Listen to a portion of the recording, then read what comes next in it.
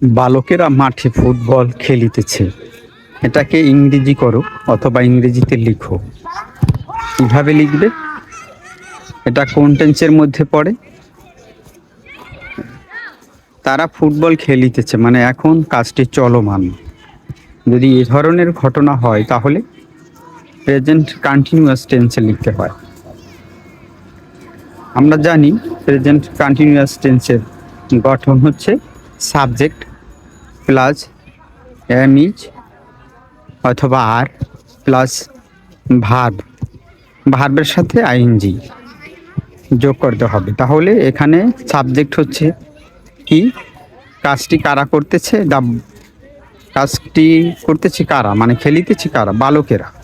এখানে সাবজেক্ট হচ্ছে the boys এবং এর সাথে এম ইজ অথবা আর বসবে। তাহলে কি বসবে? বয়েজ প্লুরাল, তাহলে এর সাথে আর বসবে, দ্য বয়েজ আর।